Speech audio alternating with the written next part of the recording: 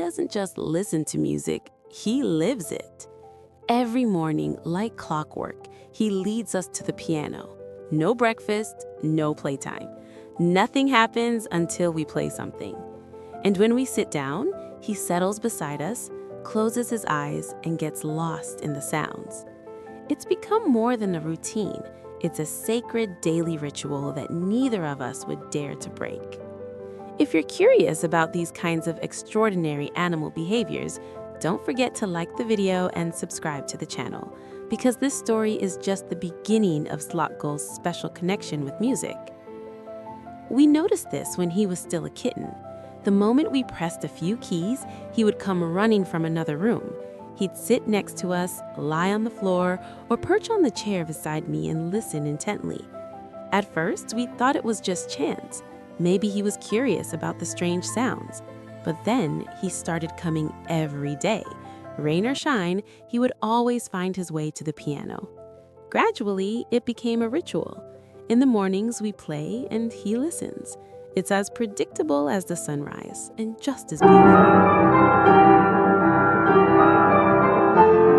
His name is Zlatko. He's very calm, balanced, but with character. It doesn't matter to him whether the music is loud or soft, fast or slow. He takes it all in with tranquility. Eyes closed, he can listen to Bach, jazz, or improvisation.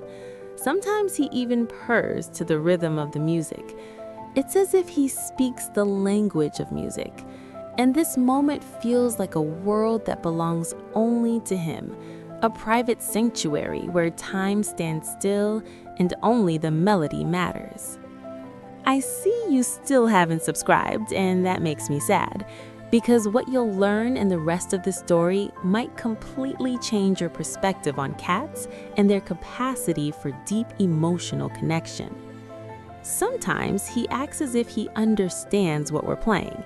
If I pause or hit the wrong key, he lifts his head and gives me a stern, reproachful look. Once, I deliberately played badly, and he simply walked into another room as if he were offended. He didn't come back for almost an hour. Since then, I've been trying not to play out of tune, because his reaction is proof that he truly feels the music. He's not just hearing sounds, he's experiencing the harmony, the emotional arc of each piece.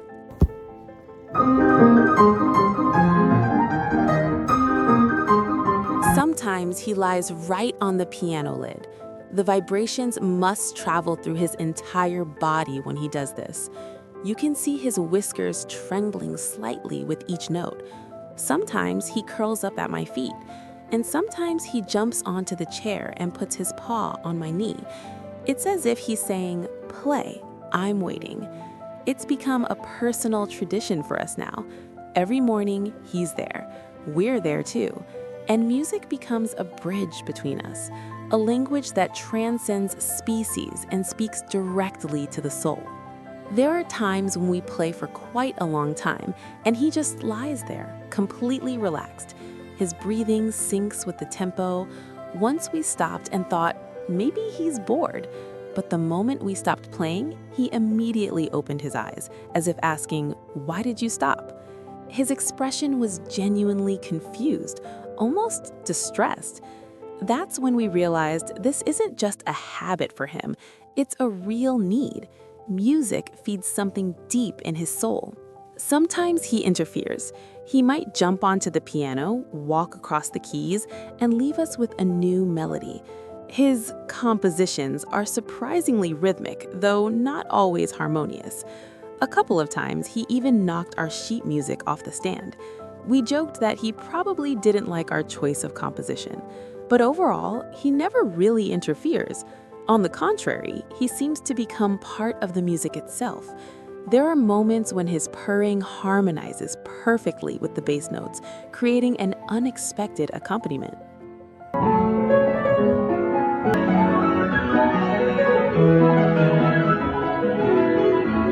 The most amazing thing is that he sleeps best not when it's quiet and peaceful in the house, but when we're rehearsing. When we're playing with full commitment, he can sleep next to us for 2 or 3 hours straight, deeply, sweetly, as if he's at a concert. His whiskers twitch occasionally as if he's dreaming in music. Guests who see this for the first time are always surprised. They ask, "Does he really love music that much?" And we just nod. Some think we're imagining things, but the evidence is right there in front of them. For us, it's become commonplace now, but every time it happens, a warm feeling rises inside us. Because this isn't just cute, it's a special bond between us, a connection forged through music, through sounds, and through silence. For Zlatko, music has been a part of his life from the very beginning. We didn't teach him this, we didn't train him specifically, he simply chose it himself. And now I can't imagine a single morning without this gentle listener with attentive eyes. He's become our most honest critic and our most devoted fan. Sometimes I think he feels music better than we do. He doesn't understand styles and theories, but he knows when something real is being played.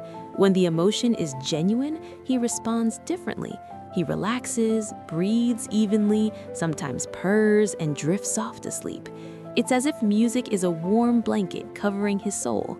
There's something deeply moving about watching a creature so small find such profound peace in something we create.